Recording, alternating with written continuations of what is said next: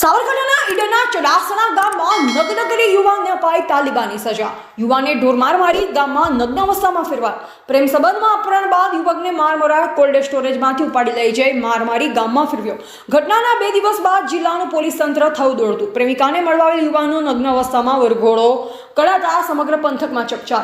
Police દ્વારા 3 ટીમો બનાવી આરોપીઓ ઝડપી લેવાની તજવીજ હાથ ધરી। જાદર પોલીસ મથકે લોકોના ટોળે ટોળા વિધ કલમ હેઠળ ગુનો નોંધવાની તજવીજ હાથ ધરી। સાબરકાંઠાના ઈડરના ચડાસણા ગામમાં નગ્ન કરી યુવાનને અપાઈ તાલિબાની સજા। યુવાને ઢોરમાર મારી ગામમાં નગ્ન અવસ્થામાં ફેરવાય। પ્રેમ સંબંધમાં અપહરણ બાદ યુવકને માર મરાડ કોલ્ડ સ્ટોરેજમાંથી ઉપાડી લઈ જઈ માર મારી ગામમાં ફેરવ્યો। ઘટનાના 2 દિવસ બાદ જિલ્લાનું પોલીસ તંત્ર થયું દોડતું। પ્રેમિકાને મળવા આવેલ યુવાનનો નગ્ન અવસ્થામાં વરઘોડો કળાતા સમગ્ર પંથકમાં ચકચાર। પોલીસ દ્વારા 3 ટીમો બનાવી આરોપીઓ ઝડપી લેવાની તજવીજ હાથ ધરી। જાદર પોલીસ મથકે લોકોના ટોળે ટોળા વિધ કલમ હેઠળ ગુનો નોંધવાની તજવીજ હાથ ધરી।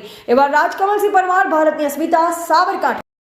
11/3 રોજ રાત્રિના સમયે જે આ વિડીયોમાં જે ભોગ બનનાર દેખાય છે એ સેંધાભાઈ ચેનવા, જેઓ ચડાસણ ગામના વતની છે, તેમને રાત્રિના સમયે કેટલાક લોકો આવી અને કોલ્ડ સ્ટોરેજમાંથી ઉપાડી જાય છે અને તેમની જે સેંધાભાઈનો જે પ્રેમ સંબંધ આ ગામની એક પરિણીતા સાથે હોવાનું પ્રાથમિક તપાસમાં જણાઈ આવે છે, જેના કારણે તેના પતિ અને એના સગાવાલા એને નગ્ન કરી અને ગામમાં ફેરવે છે અને તેનું માફીનામું લગાવે છે। આ બાબતે વિડીયો સવારે સોશિયલ મીડિયામાં અને મીડિયામાં પ્રસારિત થતાં જેની તપાસ સવારથી કરવામાં આવી। ભોગ બનનારને શોધી અને તેમના નિવેદનના આધારે એટ્રોસિટી એક્ટ, અપહરણ અને મારામારીનો ગુનો અમે દાખલ કરી રહ્યા છીએ।